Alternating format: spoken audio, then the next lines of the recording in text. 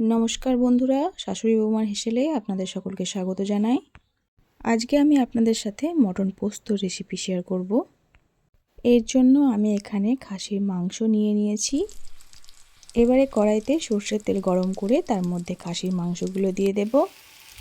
রান্না করার আগে মাংসটাকে খুব ভালো করে পরিষ্কার করে ধুয়ে নিতে হবে। এবার মাংসটাকে উল্টে পাল্টে ভালো করে ভেজে নেব। মটন কষা বা মটন কারি বা খাসির মাংস আলু দিয়ে পাতলা ঝোল সবাই তো খেয়েছো। পোস্ত দিয়ে খাসির মাংস খেয়েছো কখনো? যদি রেসিপিটা ট্রাই করে থাকো তাহলে অবশ্যই আমাকে কমেন্ট করে জানিও। আর যদি না ট্রাই করো তাহলে এই রেসিপিটা দেখে অবশ্যই বাড়িতে একবার বানিও। মটন পোস্ত একবার খেলে বাকি মটন রান্নার যে পদ্ধতিগুলো আছে সেগুলো সবই ভুলে যাবেন, কারণ এটা খেতে এতটাই টেস্টি হয়।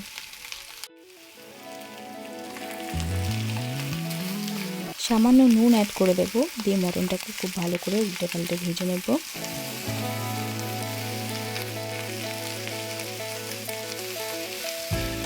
এই মটন পোস্ত রেসিপিটা কাঁচা মাংসই না করে মাংসটা অবশ্যই ভেজে নিয়ে রান্না করবেন, তাহলে টেস্ট বেশি হয়।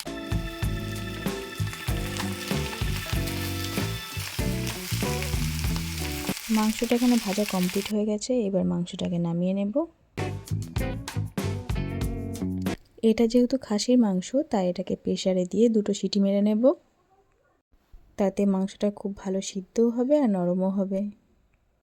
মাংসটা এখানে সিদ্ধ হতে থাক, ততক্ষণে আমরা মশলাগুলো তৈরি করে নিই।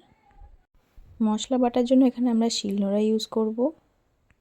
প্রথমে আদা রসুন খুব মিহি করে পেস্ট করে নেব।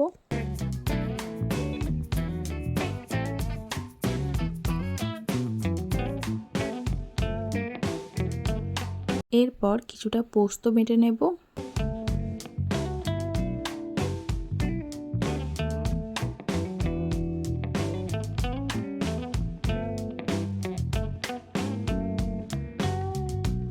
মশলা করা আমাদের কমপ্লিট হয়ে গেছে, চলুন এবার রান্নায় ফেরা যাক।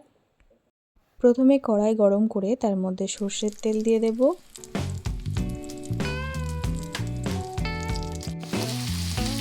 তেল ভালো মতো গরম হয়ে গেলে তার মধ্যে কাঁচা লঙ্কা অ্যাড করে দেব। একই সাথে পেঁয়াজ কুচিগুলোও দিয়ে দেব।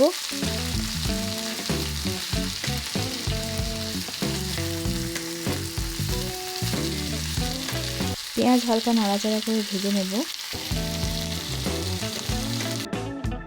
মটনটা এখানে সিদ্ধ হয়ে গেছে, এটাকে জল ঝরিয়ে নেব। মটন সিদ্ধ করা জলটা ফেলে দেব না, এটা আমাদের পরে কাজে লাগবে।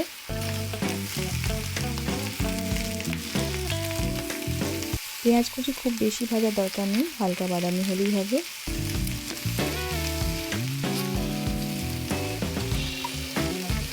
পেঁয়াজ ভাজা হয়ে গেলে এখানে সেদ্ধ করা মটনটা দিয়ে দেব।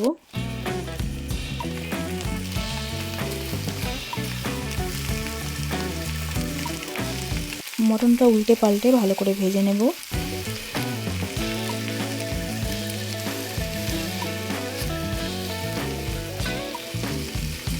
মটন ভাজা হয়ে গেলে এখানে আমরা সামান্য হলুদ গুঁড়ো অ্যাড করব।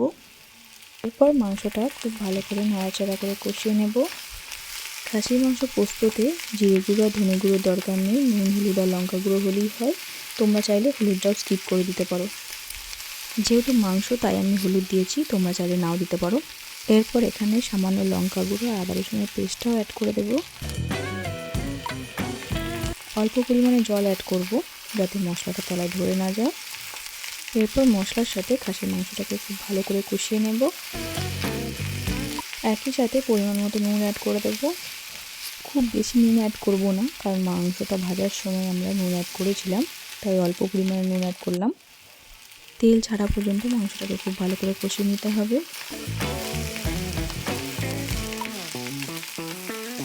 কষানো কমপ্লিট হয়ে গেলে সেদ্ধ করা মাংসের জলটা অ্যাড করে দেব।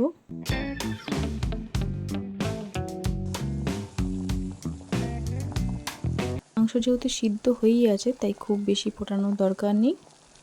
ঝোল ফুটে হালকা ঘন হয়ে আসলে পোস্ত বাটাটা অ্যাড করে দেব।